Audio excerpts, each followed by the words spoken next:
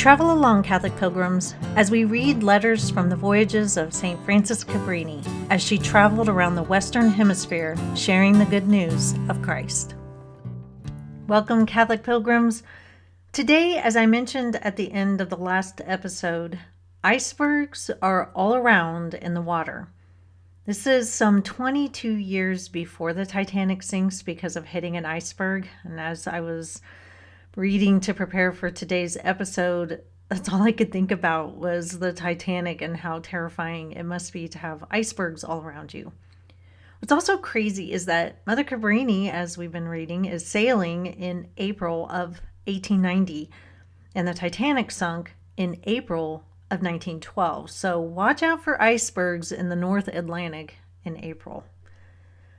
These icebergs are slowing down their progress, and Mother Cabrini is anxious to get to port. Why? She's desperate to receive the Eucharist. Let's hear her tell us as we turn to page 28. Thursday, 24th of April.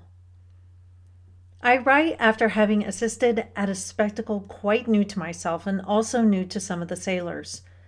About 11 o'clock, we saw ourselves surrounded by enormous masses of ice. At first they appeared to be things of no importance, like white doves resting on the water, but afterward, little by little, they grew much larger. They took enormous proportions, and when we got nearer to them, we saw that they were about 12 times larger than our ship.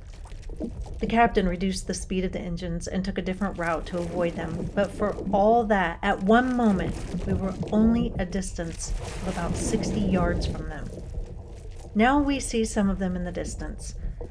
We feel afraid of the coming night. Perhaps then there will be danger, but we leave ourselves in the hands of the good Jesus.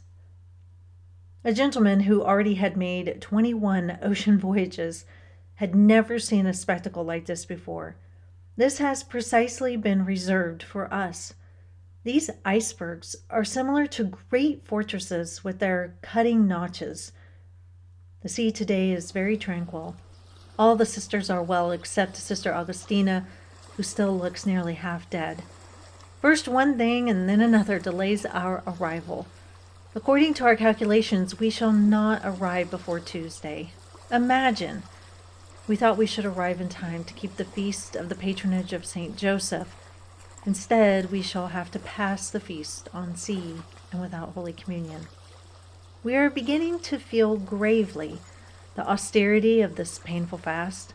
Oh yes, when we arrive on land, we shall look for a priest at once in order that we may communicate, as we did a year ago.